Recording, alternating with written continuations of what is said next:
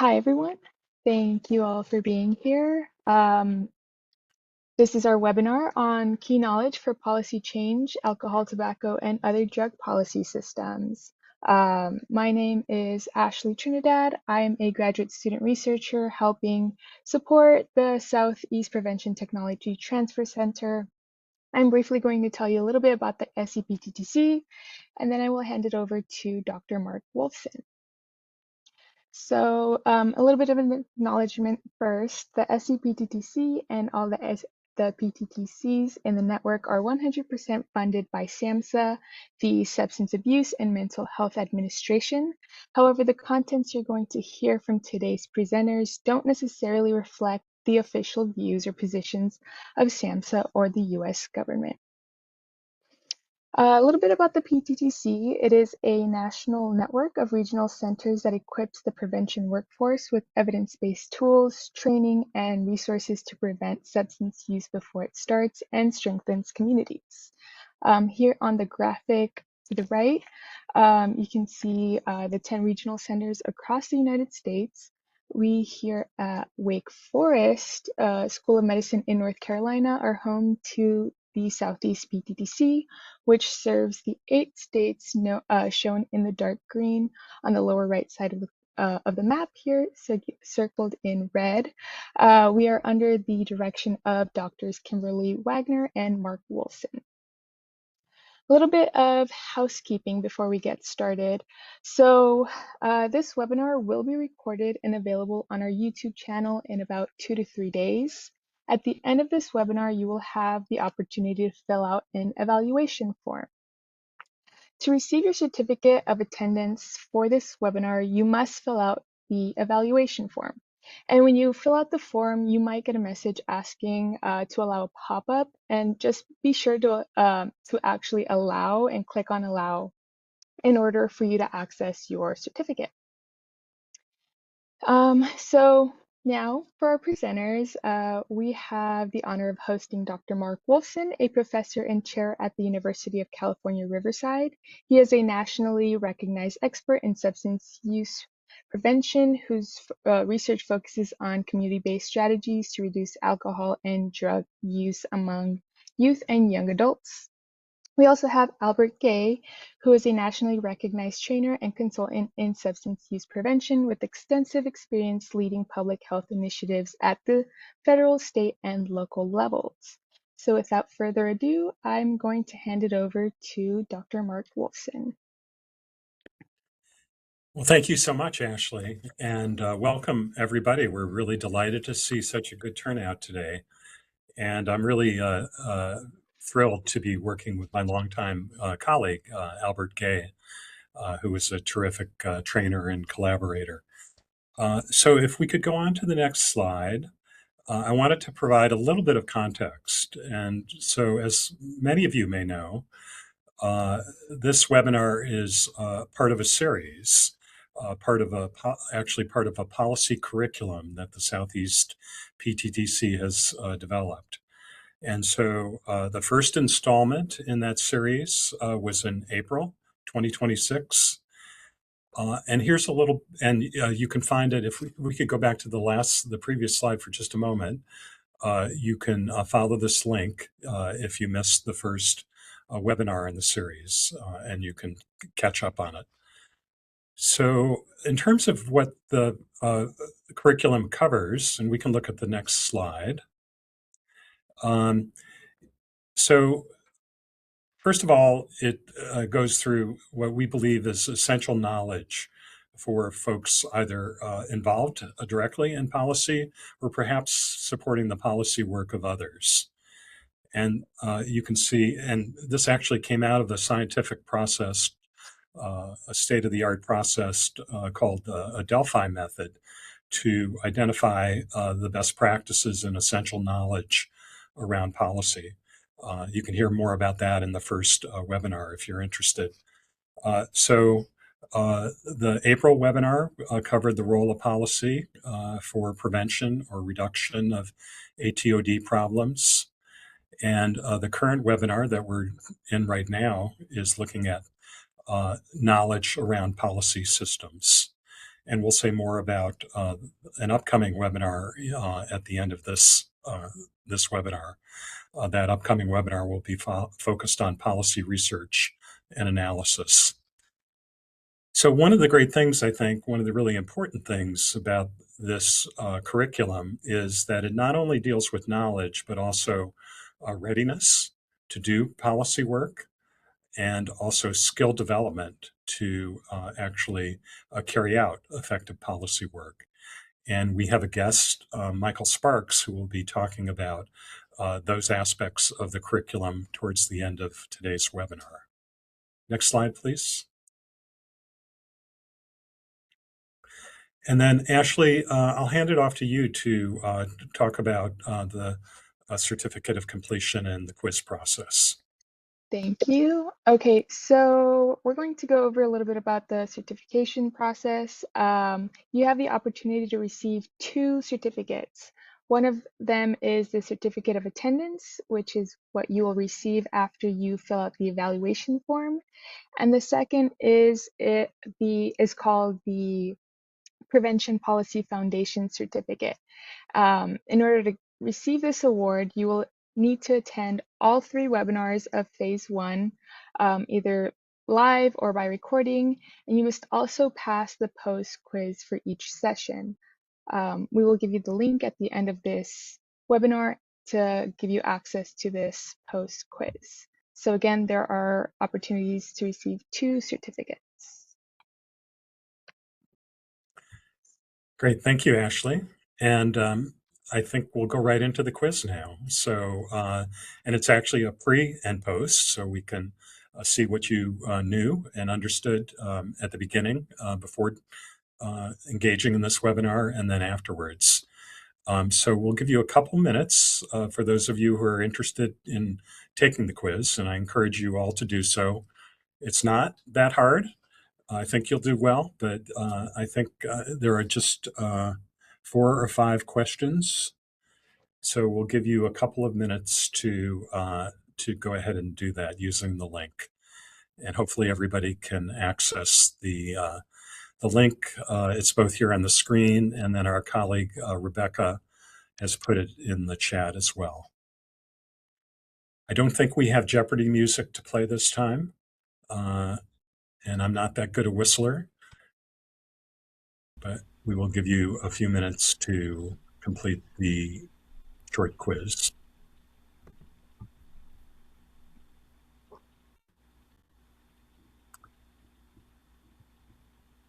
And then maybe while you're finishing up the quiz, we'll talk about the learning objectives for today's webinar. So if we could have the next slide. We're hoping at the completion of this webinar, you will be able to say something, explain the policy development processes at the local, state, and federal levels. Obviously, that's a big topic. This is really an introduction, but we hope that it'll add to your stock of knowledge about policy development processes. The second objective is to, we hope that by the end of this webinar, you'll be able to explain the importance of attending to community context in policy work. We'd like you to be able to, at the conclusion of this webinar, be able to explain preemption and how it applies to alcohol, tobacco, and other drug policy. And we'd like you to be able to differentiate advocacy from lobbying. So our agenda today pretty much follows those learning objectives. So I'll be talking a bit about the policy development processes. There'll be some opportunities for you to engage in that through chat. Then Albert will be discussing the community context, and that we'll have several opportunities for interaction. I'll talk a bit about preemption, and then we'll talk about advocacy versus lobbying, and then coming attractions. We'll also have the post-test for the quiz in here as well. Next slide. Okay, so let's go ahead and get into it. And so the policy development processes. So obviously, there are different processes at different levels. We talked in the last webinar about federal policy, state policy, local policy. That's a distinction that I'm sure all of you are quite familiar with. But if we go to the next slide, I also wanted to make the point that there are quite a few different policy venues and or sources of policy. And thanks to Ryan Treffers, who's on this call and will be speaking a little bit later, for providing a version of this slide that we adapted. But when we think about policy, we can think about the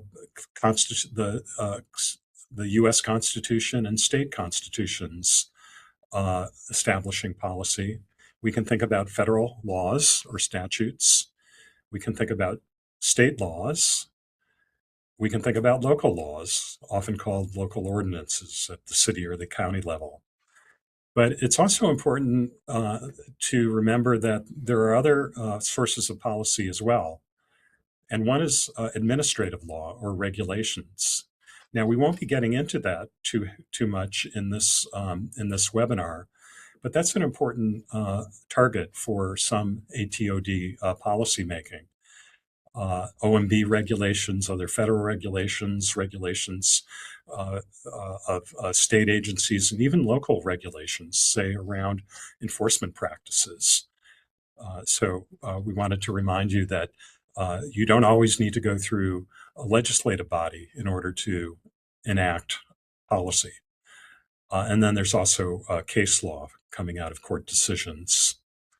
So if we could go to the next slide, I wonder if people could put in the chat examples of ATOD policies. Let's start with the federal level. So let me give you a minute to go ahead and put in the chat examples of alcohol, tobacco, and other drug policies at the federal level. So age 21 laws, that's a fantastic example. MLDA, same thing, minimum legal drinking age. And for those of you who were in our last webinar, a number of us, Tracy Toomey and I, both agreed that the MLDA is one of the great public health achievements of the 20th century. It's not perfect. It's not a panacea. It's sometimes not enforced too well, but it did lead to dramatic changes in youth drinking and consequences such as traffic crashes. Marijuana and other drug classification and scheduling, very much. Yeah, that's in the news quite a bit these days. And flavor bans, that's a really important set of policies, particularly in the tobacco arena. What about state policies? Any examples you'd like to share of state policies in the ATOD space?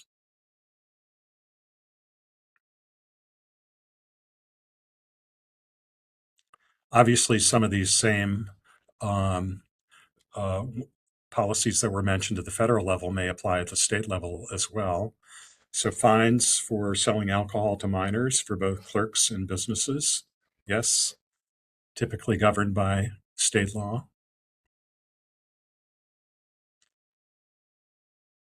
And of course, we saw a lot of experimentation on tobacco laws at the state level, with states taking the lead in passing first age 18 laws many years ago, and more recently age 21 laws before the feds got involved.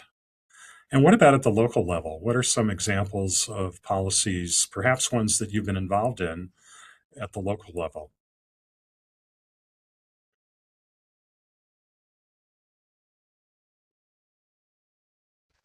Let me scroll down here.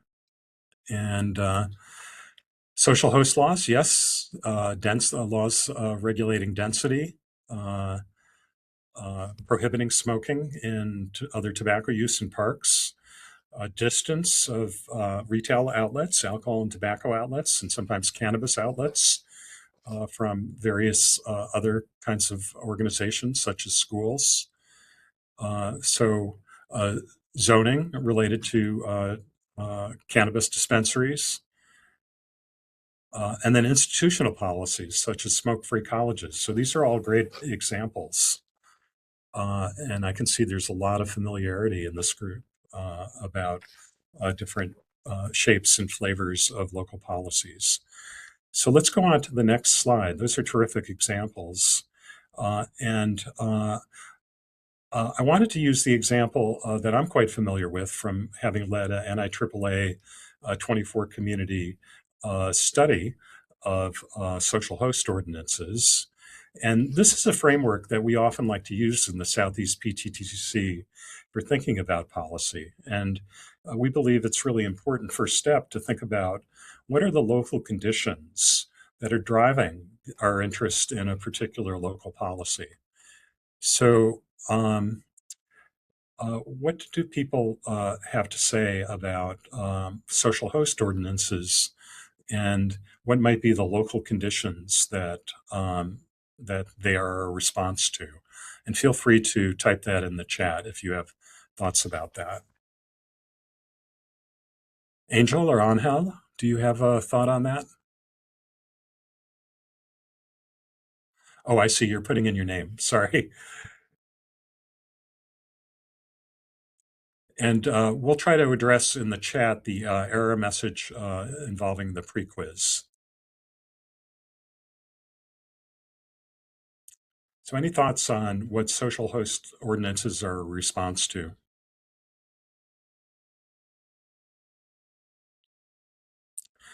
Perfect. Thank you, Jerry. House parties, field parties, drinking at private residences.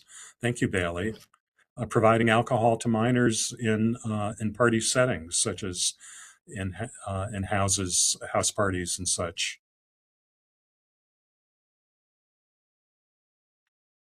And so the policy solution is,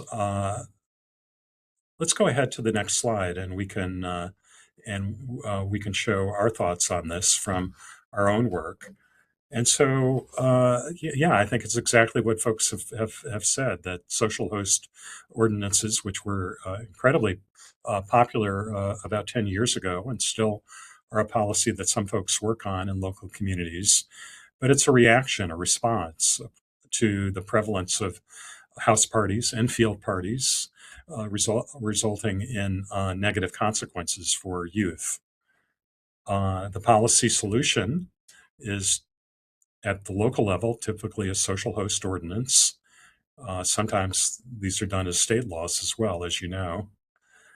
And the policy is enacted typically through passage of a local ordinance and then enforced by local law enforcement, local police or sheriff's offices.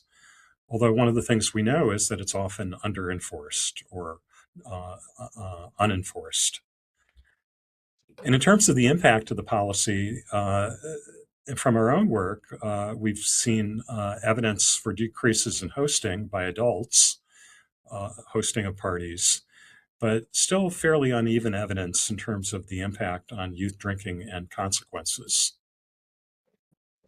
So if we could go on to the next slide. I'd like to hand it off to my colleague Albert Gay, who's going to talk about a really critical feature in policy processes, which is engaging communities and taking account in a meaningful way of what the community feels about particular policies. So with that, let me hand it off to you, Albert. All right. Thank you, Mark. And good afternoon, everyone. If you're joining from those that are in that time frame, I'm Albert Gay, just so pleased to be here to be talking about policies. And so before we begin in our discussion about, more along the policy route, let's go back and let's do some prep before. And I want to talk about the organizational preparedness for community relevance. So basically, is your coalition ready to do this work? So this is kind of our prep work. It's also very reflective. I want us to get into our Zen mode here. How many of you all know what I mean by Zen mode? Anyone meditates or anyone who does journaling, you know what I'm talking about, Courtney. Yeah, there's my thumbs up. I would like for you to go intro on this, and we're going to talk about how we can start preparing, or what kind of mindset we should be in, not just individually, but organizationally. So I want you to broaden that reflection even into those that you are partnered with, whether it's coalition, whether you're agencies, whether you are just having those loose networks. I want you to think about this as we're preparing to go into our policies, our thinking about policies, our preparation for policies. And I'm going to ask that we click the next button so that we can have a foundation for this thought process as we are going intro. There is a model that we borrowed that has from a very successful movement in the 90s that ended up changing a lot of the things that we do around through policies. And that is, how many of y'all have heard of this? Nothing about us without us. Great. Let me see a thumbs up, hand raised. If you're in the prevention field, I'm sure you have heard this time and time again. We want to anchor in this at the trunk, at the roots of what we do from henceforward. Nothing about us without us has led to great shifts in access and accessibility in things like trains and airplanes and buildings. So we want to think about that as we are moving into policy, this work that we're doing for the lowering of substances or the access of substances. So I'm going to ask that all the leaves be populated. When we have this at our trunk, we're going to look at what we can do and how this nothing about us filters in to the entirety of kind of the mindset I want us to have, and we can allow ourselves to have collectively as a coalition. We're thinking about shared decision making with those who are residents within the community. We're thinking about representation being a part of our policy movement, where we have the various groups within our community at the table going back and forth about the policies that we are thinking would be great for our communities, which would provide protection. We're looking at having residents in this with us, right? Now I got to talk about that us, because sometimes we are the us, and sometimes, knowingly or unknowingly, we can kind of be that power structure that's away from those who would be a part of this model's us. And so that's some more self-reflection. The way we are ensuring that this us is being protected is when we have residents who are actual members in the community at the table with us, helping to define their own needs, and those needs being not only heard, but also reacted to, uh, reinforced that those needs actually exist, and then that we are addressing in this thought about policies their real concerns and the conditions that are before them. So this ties in a lot of the non-medical drivers of health. How many of you all are familiar with that terminology? Non-medical drivers of health. If someone who is, if you wouldn't mind putting in the chat those 5 factors that link into the non-medical drivers of health, we're talking about addressing some of those conditions. Pretty much, they all tie into those. So as we're thinking policy from an us, nothing about us without us standpoint, we're wanting to not only hear, but we're wanting to respond to those conditions as well. And then checking for unintended harm. I'm going to call on every preventionist right now, everyone who's in the field, even outside of prevention, that has ethics as your foundation. Raise your hand if you've got professional ethics that you abide by. This one ties in deeply with, look at those thumbs up. Way to go, Irma and Kathy and Anna. I love it, Juliana. Go on now. Look at this field is tight. I love it, Ben. Kristen got the hands up. I love that. You talk about foundational at the trunk, checking for unintended harm and making sure with the nature of services that we do no harm, right? Do no harm. So with that, let's go to our next slide. This is kind of our anchor. Wanting to move this now to, as we're now rooted in that, nothing about us without us. Let's carry that over to our foundations of how the policy would be built. We're not in policy yet, but we're moving towards policy because we want to make some environmental shifts. We want to move populations towards wellness and away from risk that link to problem behaviors, such as with alcohol and the dependence on it. So as we're doing this with the community, we're developing priorities in our partnership with the community residents. Can't say that enough. We're drafting those priorities with residents.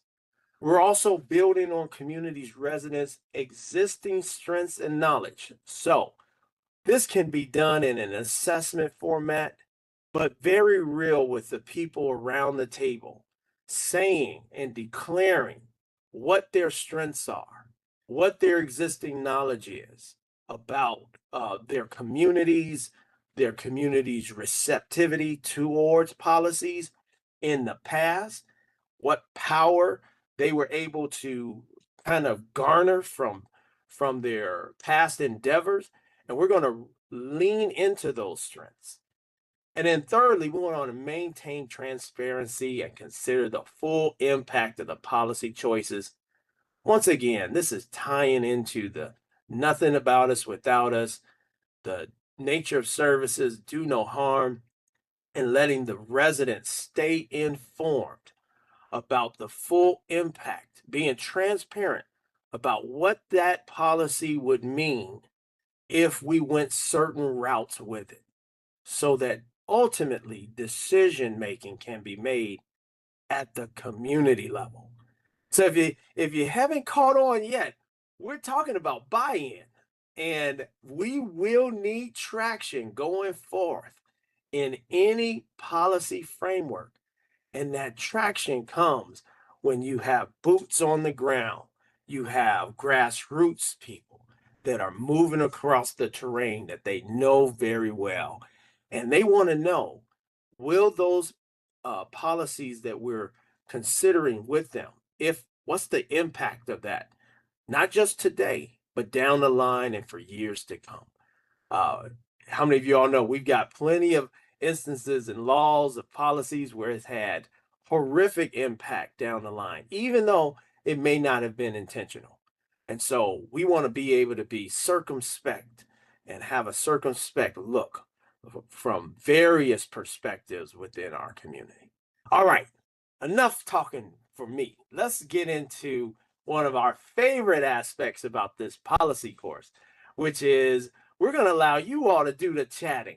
And we're going to have you all break into some small groups and discuss one or more points on this. Not yet with that part. Yes, thank you. I want you to think about a policy your coalition has worked up or worked on, or one you're considering. And did the group shaping it include residents from communities most affected beyond those 12? Or if you've not yet engaged in policy work, think about your coalition's membership. Does it include residents from the communities that experience the greatest harm or could experience the greatest harm? Also, not just the 12. So I believe we're going to have a breakout of maybe about 9 groups, Ashley? Yep, that's right, 9 groups. All right. Before you go into those groups, we're going to have you all kind of in those groups have someone that would be the kind of the note taker, as well as someone who would be willing to debrief when we come back together. We want to ask that you all speak that no one kind of monitor yourselves. Make sure everyone's getting an opportunity to share on this. And then we will love to have you all come back and reflect on that more. Ashley, any instructions before they go into their group? They'll have about 7 minutes, correct? They'll have about 8 minutes, yes, of discussion. Awesome. So Angelica will open up the groups. Yes, opening them now. If anybody has an issue, please do let me know, but I'm starting them right now.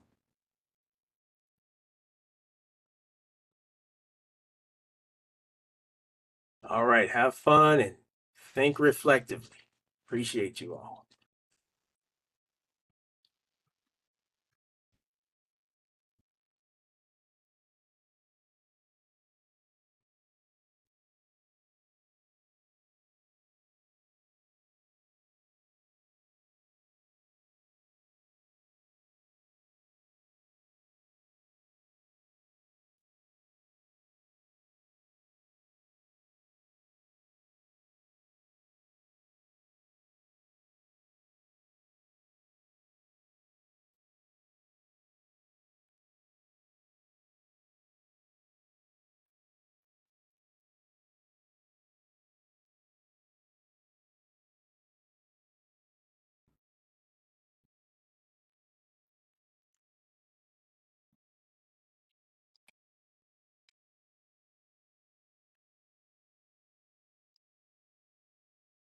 Do any of you all need help joining? Those of you all that are still in the main room? I think they can do a group in the main room. I was in with Patrick, so I need a new home, or maybe you don't need me. I think you could join Patrick's. He was like facilitating. He was on it. He doesn't need me. Okay. Well, we can also excuse you, Alicia, and see you later in the day.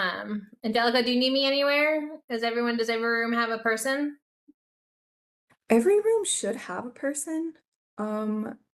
If it dropped you in Patrick's room, I'm honestly a little confused about that because I pre-assigned everybody.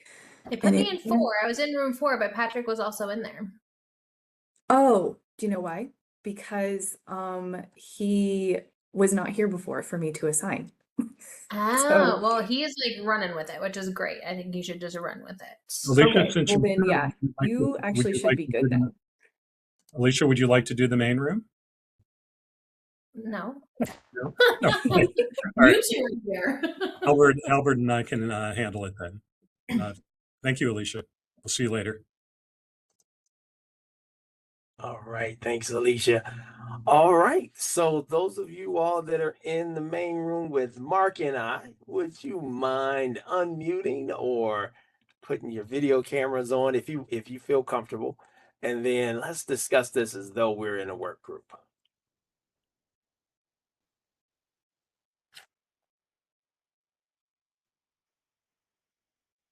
All right. So And we do understand that sometimes people stay in the main room because they're driving or just not in a situation where they can join. So true. Well, here's somebody. Welcome, Rebecca Stelter. Hi there. Yeah, I wasn't put in a breakout, so I'm here. You're here. Great. What are your thoughts about a policy your coalition has worked on? Did the group shaping it include the residents from the community most affected? I wish I had firsthand experience with that, but I don't. I don't. I'm not an expert on that. So I have an example from my world, which is academia, because I do, even though I'm in academia, I consider myself a community organizer.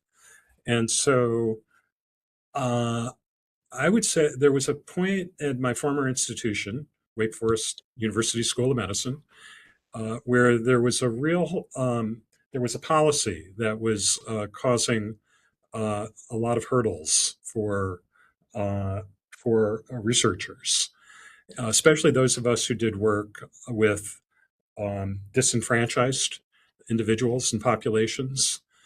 And basically, the policy was you had to have people fill out a W-9 to get an incentive, even for fairly small amounts of money.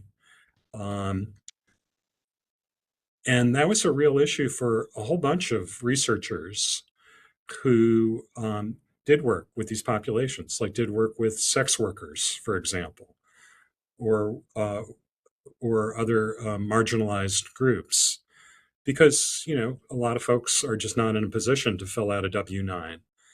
And so we actually organized. My community was the other researchers, and we organized, and we successfully advocated for a change in that policy, where there were still some restrictions on the W-9 and who needs to get W-9 and who doesn't.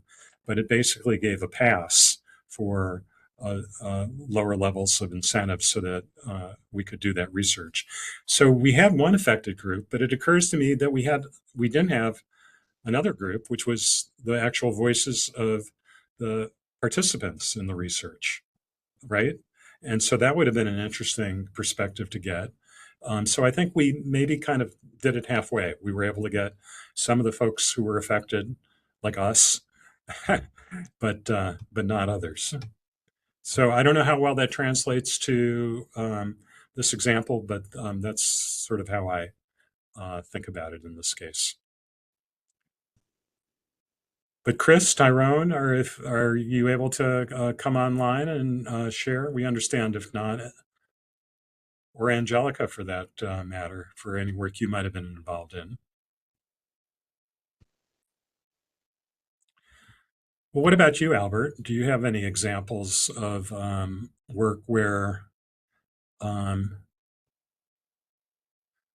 it was a challenge to get representation from the communities that experience the greatest harm, going beyond the usual 12 sectors? Absolutely. We one time had a policy campaign to get the local casino to adopt no smoking policies, and we thought we had all the players we needed at the table, including our city council folk, and they all seemed to be on board. And the group that we neglected to think about were those that were working in the casinos, and their thoughts about if people aren't able to smoke in the casinos, that will drive them to other casinos, which would mean that they would lose their jobs or lose their employment or the amount of time they will be working. And so that was a real fear that we did not, recognize at that time. And so it really taught us a lesson that always be thinking, not just those like the casino itself and all of those that are in there are to be treated as kind of like the opposition. But if we are leaning in and listening to those that are working there, they have some real conditions such as employment that will affect them. And so their thoughts and mindsets was that casino and a drive to remove smoking would end up impacting the bottom line and thus lowering the amount of staff. And so that was a real concern. And get their feedback. What an important consideration. How did that end up affecting the policy that was pursued or not pursued, Albert? Oh, the city council, when they heard from the those that were the employees, and they also knew that they were all voters pretty much, that ended that policy campaign. So we learned, it was a great lesson, but we learned next time, have a more attentive ear. Did the groups end, or did I get out of my group, Albert? I believe those groups ended, Patrick, and good to see you, sir. Good to see. What just happened? Was I not supposed to be in a group? I can't follow this WebEx. Rich? I was in another I group just and took it we on. repeated. I just took it on, and then I came in here and I was like, I don't know if this is the breakout session that we're supposed to have. So I think we're all together again. And Albert, feel free to lead the discussion and extract any lessons from the breakouts, such as they were. Absolutely. If we can have the screen shared again, and then we can always take that screen down as we do this, the main discussion point. So, wanted to know what you all kind of resonated with as you had these discussions. If you had to simmer it down, what were your aha moments or your takeaways? And to help with that facilitation, I want to do one more click to help with this discussion. What did you all think, and how does that factor in about the revelation and the role of residents in your coalition work? Did you have any shifts in your mindsets about how coalitions would work? What should drive the work of coalitions, with residents being the part of the root system in which we are driving from, with that nothing about us without us? And if so, what does this mean for your next steps? So anyone want to unmute and share a little bit about revelations you had in your discussions? And we can. Albert, Awesome. hi, this is Michael. I can say real quickly. Yeah. We really talked about three things. One, the importance, for example, if you're doing a responsible beverage service work, that you have conversations with the recipients of that work before.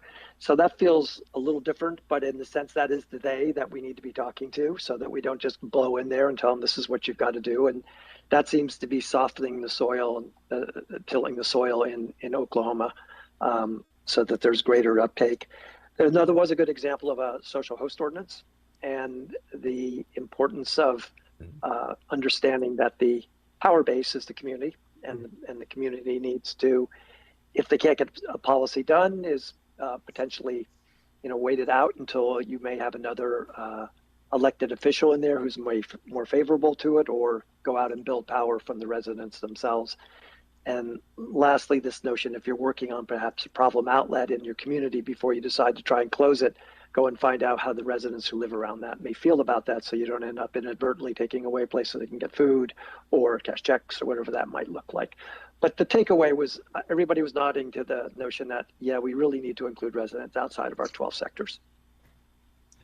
Michael, thank you. That tells me that you all had a very successful conversation. So I appreciate that. Excellent. Any other groups would like to share, or the lead from those groups?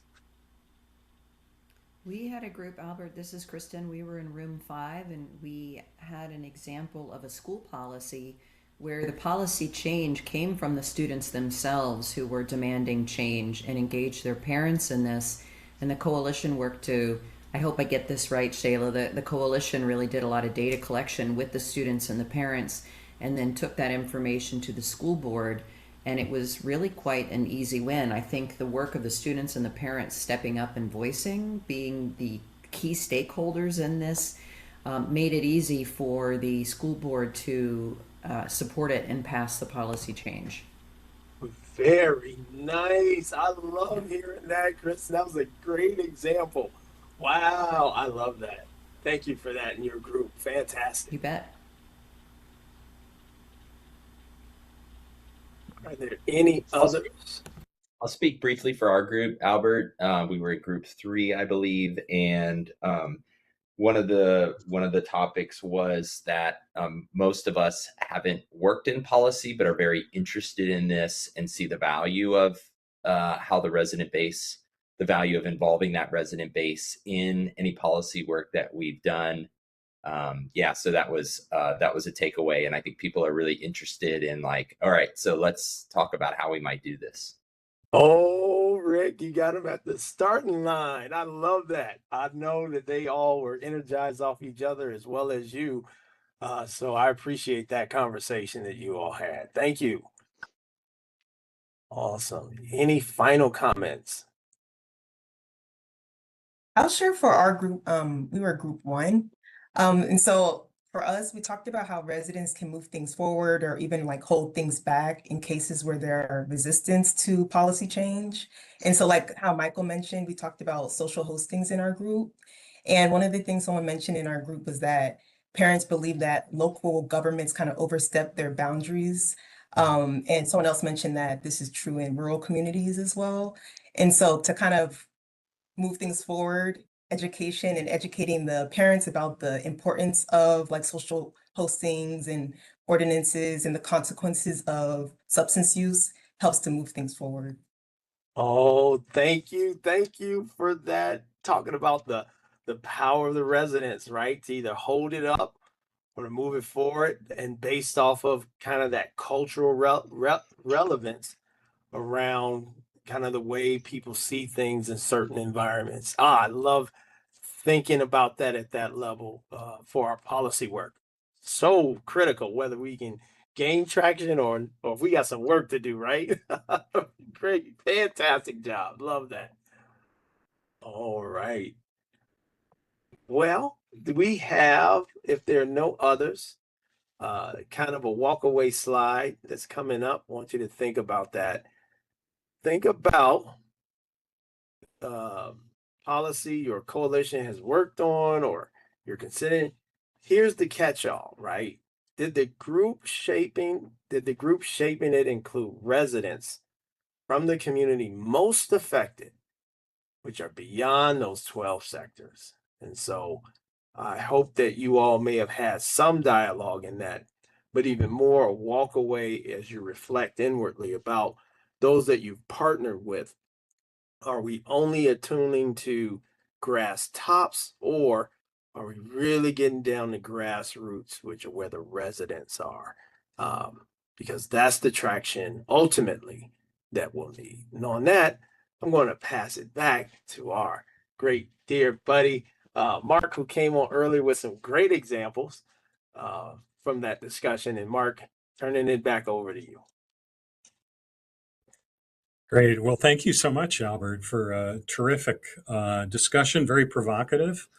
You know, sometimes in prevention, we take the sectors, the CSAP-defined sectors as gospel, and think we've got our bases covered in our coalition if we can check off each of those boxes. So I think this is a really provocative and critical question you're asking of all of us about how can we meaningfully engage residents and the folks in general most affected in our policy efforts. So I want to turn to another topic for this webinar, which is preemption. And this is actually a slide adapted from our colleague Ryan Treffers, who is here today and I think will be speaking with us in a few minutes. But this is the definition of preemption, a definition of preemption, which is a judicially created principle based on the proposition that a lower governmental authority cannot act contrary to a higher level of government. So breaking that down a little bit, and I know many of you are familiar with this idea at some level, but there's a hierarchy. There's understood to be a hierarchy in the legal system, in the policy system in the United States, with the federal government being in some ways superordinate, being above state governments, and then local governments being below state governments. And so we always have to worry or think about what level of government gets to determine a particular policy. So if we could go to the next slide, an example of this actually comes from Ryan's work along with Jim Mosher, who some of you may know of his work around alcohol policy. And this is a little dated, but we thought this was a really useful article because what they did is Ryan and Jim Mosher and their colleagues looked at state laws around local around local taxation of alcoholic beverages. You know, it's interesting. We often hear that that taxation is preempted. It's something we can't mess with at the local level. It's reserved for the federal government and for the states. And so they actually did a deep dive to take a look at this. So let's go to the next slide. And so in this article, they report on the work they did, and it's about 10 years old. And so some of the details have changed, but I think the general principles remain the same. And so they took a look at statutes, ordinances, and case law in all 50 states as of January 1, 2015. So a little over 10 years ago, 11 years ago. And interestingly, at that time, 19 of the states allowed local alcohol taxation. So this suggests that there can be a lot of variation from state to state. And 15 of those 19 had restrictions on local authority to tax. So those restrictions could involve the type of beverage and the alcohol content that could be subject to taxation, the amount that was taxed with maximum amounts. It looks like there's a typo here, but this I think should read type of retail outlet. So what type of outlet can be taxes be applied at? And which jurisdictions within the state can levy taxes? Is it counties? Is it cities? Is it special districts? And then often we see in these laws requirements for how the revenue coming out of taxes can be spent. Oftentimes we want to see it spent on supporting enforcement or supporting prevention efforts, but it may just go into the general fund, right? So if we go to the next slide, I think there are a few key points on preemption, and we'll be providing you with some resources at the end to help you look at this in your state and your local community. But the possibility of preemption is an important consideration when you're doing policy work. You can't just ignore it, or you do so at your peril. So it's really critical that you assess, often working with others who might bring in that expertise, how the policy you are considering is preempted, if and how it's preempted. Like I said, there are some resources that can help you do this. So we have a slide at the end with some of these resources. But importantly, we believe that even if preemption is a factor, there may be things you can do. And we affectionately use the term workarounds for this phenomenon, that there may be things you can do even in the presence of preemption. And at this point for discussion, I'd like to call on Ryan Treffers to see if he can help us think about this. So what are your options if you discover that the local policy your coalition is advocating for is preempted by state laws? Do you just throw up your hands, or are there things that you might be able to do? So Ryan, if I could invite you to come on screen and share your thoughts on this. Yes, certainly say thank you, Mark. And certainly if you have some other questions or prompts, let me know. But I'd say there is often a workaround, and it's typically when I come to help assist a community in trying to identify policy options and whether those options may be preempted. It's sort of an iterative process of sort of what can you generally do and what might you not be able to do, and then really start to drill down and work with the community on what problem they are specifically trying to address. For example, I was working with Michael Sparks and with a coalition in Miami Gardens, and which is in Florida, and there were issues around tall boys, single serve sales of beverages from retailers in a can. And the sort of immediate thought was, hey, we want to do something about that. Can we, the policy option that immediately comes to mind is, can we ban this at the local level? And initial analysis said, no, we don't think that's possible. But working with the community, they still wanted to address this. And so we looked at various other ways to get at the issue that these beverages were potentially causing, and also looking at what was going on in the retail locations. In Miami Gardens specifically, what started to come out and be made clear was that they would have coolers by the cash registers filled with ice and these single serve beverages.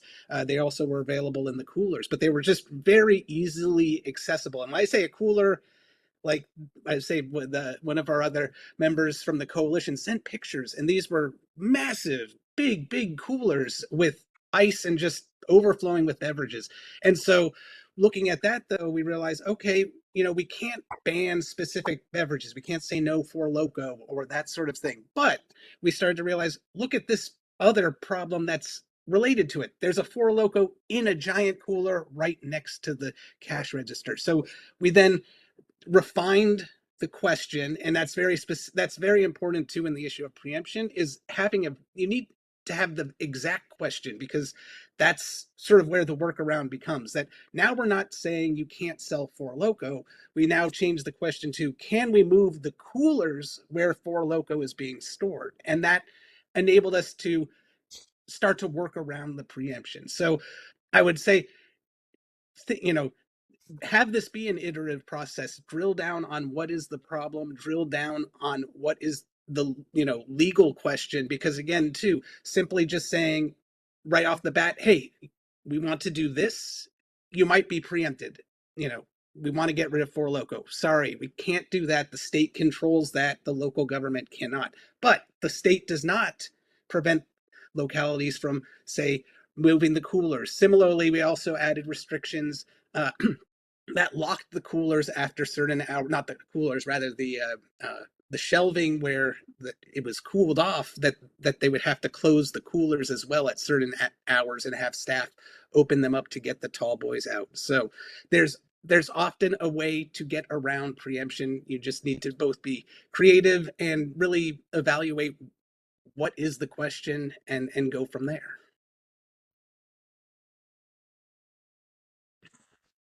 Well, thank you so much, Ryan. I wonder if you'd be willing to, we have a little bit of time. Does anybody have a question that they'd like to pose to Ryan, short of a full-blown legal consultation? But has anybody been struggling with a question about preemption that you'd like to mention or ask about? Candace has her hand raised. Candace, please. Hi. Yes, I have a question. That was an eye-opener that last. I don't know about others, but I'm having a hard time hearing you, Candace. Could you speak up a little bit, please? Yes.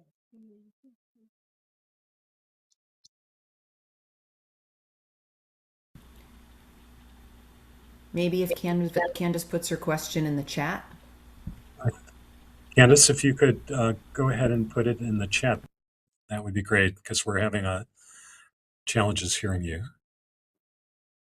Say, while she's doing that, I have one additional statement too that I just would make, as well as, for coalitions, while preemption is a consideration, and should be always sort of in the back of your mind, you don't necessarily always have to confront it.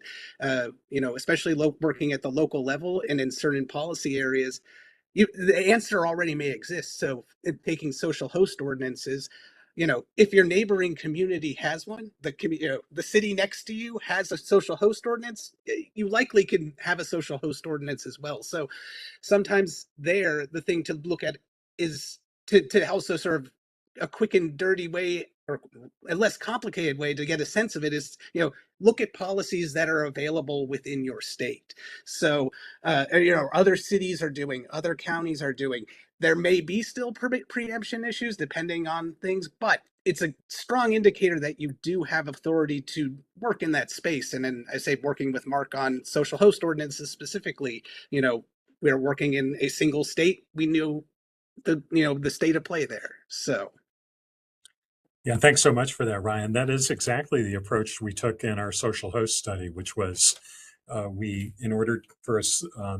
focused on states where at least one local community had passed a social host ordinance. which gave some indication that, it's legal. I mean, they might be involved in suits, right? So, maybe find 2, maybe find 3, and make sure they're not getting sued. But it is great evidence when you see that it sort of exists in nature within your legal environment. So, Candace, we'd love to follow up with you on the question if you'd like to share it. But I think we'll go ahead and go on to our last substantive topic, which is advocacy versus lobbying. So, thanks again, Ryan, so much for your comments, as well as your ongoing work in the preemption and legal space. So we wanted to talk at least briefly about advocacy versus lobbying. And clearly this is a huge topic and looms large for many of you. And there are some resources that we'd like to point you to. But let's dig in a little bit. And so a definition of lobbying is the use of federal, state, or local government funds to influence specific legislation. Now, lobbying may be prohibited depending on the level of government, federal, state, or local, that you are targeting and your source of funding. But that may is a very important term because we know that lobbying is actually, if you're a 501c3, a nonprofit organization with tax exempt that can accept tax exempt contributions, you're actually allowed to do some lobbying. It just cannot be a substantial share of the work that you do. And that then really gets in the weeds because there are, as you may know, there are different definitions of what constitutes a substantial share of your work. There's a default definition, and there's also a mathematical definition, a sliding scale, depending on the size of your budget. But it's important that it's not to understand that it's not a blanket prohibition, that nonprofits actually can do some lobbying. Now, also importantly, if we can go to the next slide, there are a lot of things that coalitions can do that are supportive of policy change that are not lobbying, that are clearly not lobbying. So informing the public about legislative issues that are critical to the goals of your group, nonpartisan analyses, study or research, examination and discussions of broad social, economic, and similar problems, going to a workshop on lobbying, asking legislators or staff to visit your program to learn about your work or discuss legislative efforts. And when you're asked by a legislator, whether at the local level or the state level or even at the federal level, they might send you a written request about the work you're doing or an area of expertise, and you're allowed to answer them in response to that request. That's not considered lobbying. So if we could go to the next slide. A key takeaway, actually, I take from a 100-year-old quote from a couple of social scientists, W.I. Thomas and Dorothy Thomas, which is that if people define a situation as real, it's real. Those situations are real in their consequences.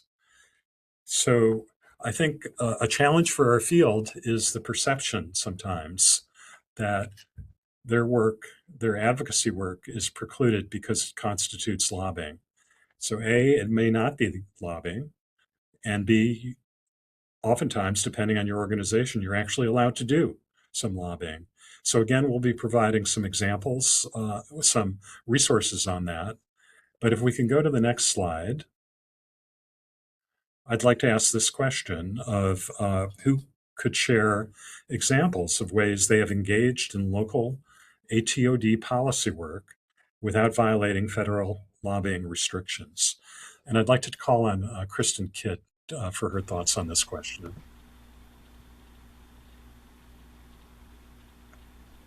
Hey, thank you so much.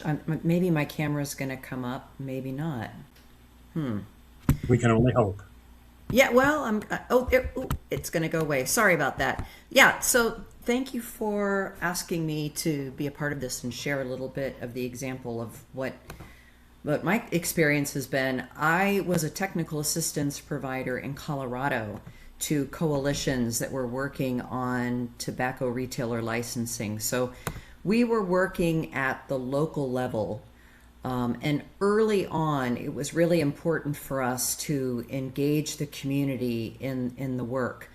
And, you know, we're talking about coalitions all across the state. And in Colorado, state-funded coalitions can lobby, but they cannot use, as you've just discussed, those state or public grant funds to pay for any lobbying activities. But lobbying is just a small part of advocacy. We had to really spend a lot of time. I'm sorry, my camera is all of a sudden acting. Oh, there we are. We spent a lot of time educating the public on what the issues were around sales to minors. We were able to work with counter tools to collect data on the rate of illegal sales to minors around especially schools and youth serving agencies. We gathered information on the compliance checks and showed that there were very few investigators that were able to go out and conduct the compliance checks. And we showed how many stores, what percentage of stores were checked every year, making the case that there were so many more. The number for illegal sales to minors was far greater than the data that the state had. So it was really about just educating, doing public education, not just for parents and students and our coalition members and grass tops, but we also just provided, you know, non-biased education to local decision makers, city council members, things like that, just so that they understood what the problem was. We did a lot of community awareness, and we started to do some community organization and engaged more people to join the work that we were doing, so that there was this movement of understanding about the problem. And you know, when it came time to move into lobbying, we just made sure that we followed state and federal regulations around that and conducted ourselves in accordance with the law. But that's really at the end of the work. There's so much that needs to be done that does not constitute lobbying that is so important. So I hope that helps. Thank you, Kristen. That was great. I think that's such a key message, is that you can do so much without it, being lobbying. I did want to elevate, so Chelsea in the chat, just to build on that, made a great point. She volunteers for several organizations. Are the prohibitions on lobbying only for employees or also volunteers? What a great question. So in your volunteer capacity, you can advocate and lobby as much as you like. You probably want to be careful about, not saying you're doing this on behalf of the organization. You're doing this as an individual. But that's a terrific example and something we really try to recommend and coach folks on. So thank you for bringing that up.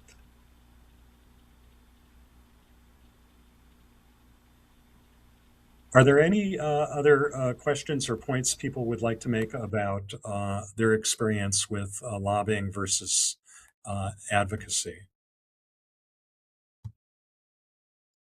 Mark, I just wanted to mention I'm going back and forth on the text chain, and I think there's some questions about the importance of, I'm not putting this correctly, the concern that retailers will not follow suggestions by local coalitions, perhaps, for example, on how to reduce theft out of a grocery store or something along those lines, and how to get them to do it.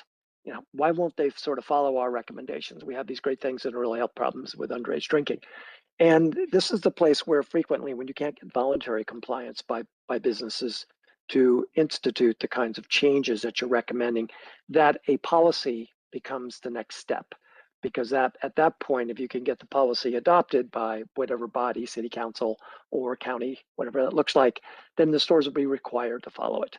So Candace, you may want to follow up with Wake or your local PTTC and have some discussions about what that might look like, because I'm sure we'd be happy to talk more with you about it.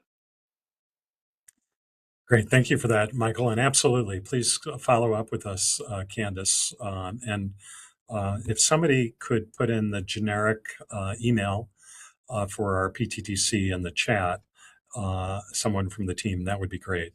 Otherwise, I'll do it when I have a moment. And then I just wanted to acknowledge a couple of great comments. So one from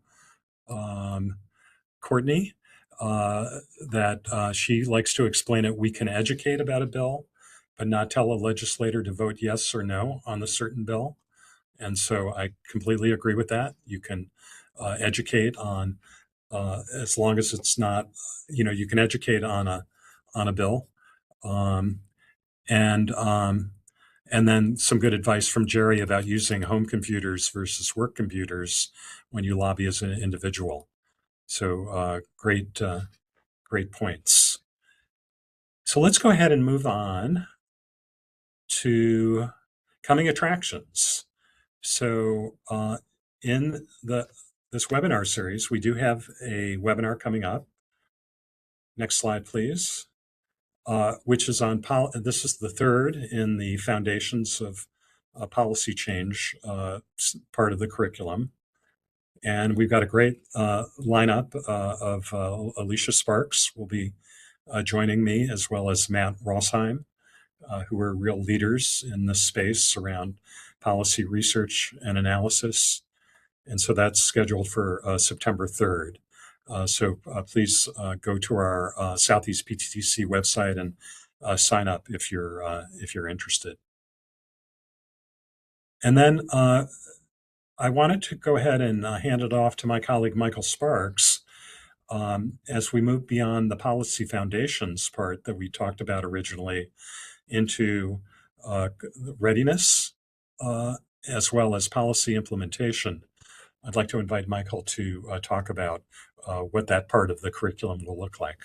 Yeah, I'll do this as quickly as I can. So there are 3 phases of the curriculum, and it is a curriculum that has a beginning and an end, and it takes some time to get through. You're currently in phase 1. We are in phase 1. We're looking at the policy foundations, and there's one more webinar, and that will complete phase 1 of the curriculum.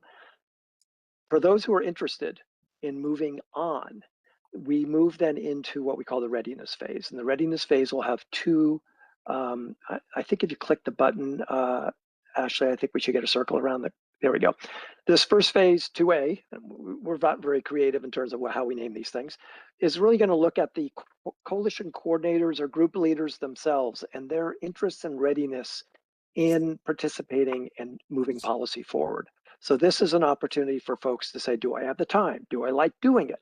Why am I even bothering with this? It's an opportunity for folks to go out and engage in the activities that are frequently associated with engaging in moving a policy forward.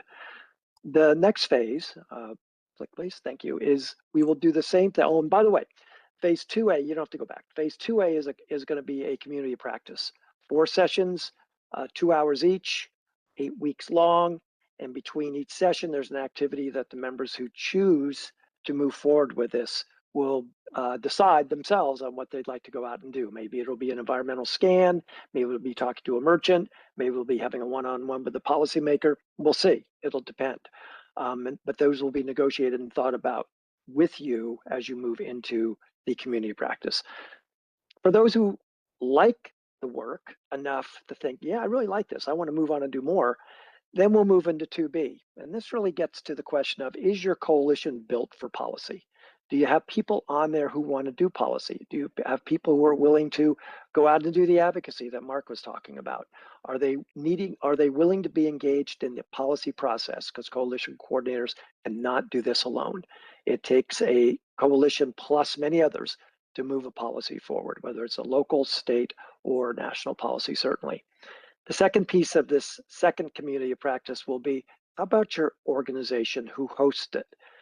Are you part of is the coalition part of a nonprofit, a school district, a public health department? What happens as you're moving a policy forward and opposition begins to mount around your policy, and someone makes a call to somebody on the board of your nonprofit, say, you guys, come on now, this is getting a little carried away. Will your host organization stick with you? So we're going to look at the readiness of all three of those over 2 8-week communities of practice. They'll be fun, they'll be engaging, there'll be entertainment, and folks who participate will be actively involved. To move into phase 2, you have to apply, and the application, well, date's coming up, but if you want to move forward from phase 1 to phase 2, an application will be available. For those who complete phase 2 and phase 2A and 2B and are still excited about this work, you move into phase 3, which is the actual 10-step policy implementation training, where you actually will take a policy, probably from the issue you looked at in phase 2, and begin to develop a policy and move forward working it out. And that is also going to be 4 sessions. We will work out the timing between. Usually it's every 2 to 3 weeks. And those will take you to the end of the curriculum. Next slide, please. Here's some timelines for you to take a look at. The application will become available as of today on September 18th. You'll have to October 12th to complete it. We'll announce our decision more or less towards the end of October, and then begin phase 2A in time in early November to get completed by the holidays. Then we will begin 2B after the holidays in mid-January and move into towards the end of February. Next slide. So I'm going to turn that over now to Mark and or Ashley, and we'll move forward. Thank you all. Thank you so much, Michael. Okay, just as a quick recap. So today we talked about policy development processes, especially at the local level, and how they can be a critical response to local conditions. We talked about the community context, and a key message there is to think about the people who are most affected, the community residents, and think carefully about how to engage them, often moving beyond the prescribed SAMHSA or CSAP sectors. We talked about lobbying versus advocacy with key takeaways, including there's not a blanket prohibition on lobbying. Nonprofits, for example, can do a certain amount of lobbying. People can lobby as volunteers. And then advocacy, there's lots of forms of advocacy that aren't formally considered lobbying. So don't let that be a mental barrier. It's important to pay attention to it, the guardrails, but there are ways of doing the work. And similarly with preemption, it's really important to think through, to do some analysis of whether your policy is preempted that you're pursuing is preempted by a higher level. It may be, it may not be. There may be just some features of preemption, some aspects that are preempted. And finally, this idea of workarounds. Think about what kinds of workarounds there can be if it appears that your policy of choice is preempted. And then we talked about coming attractions. I know we went through that quickly, as was mentioned by Ashley at the beginning. This webinar will be posted on our website, and feel free to email us at southeast@pttcnetwork.org. That's in the chat from about 7 minutes ago. So let's go on to the next slide. And let me hand it off to Ashley to talk about certificates and next steps.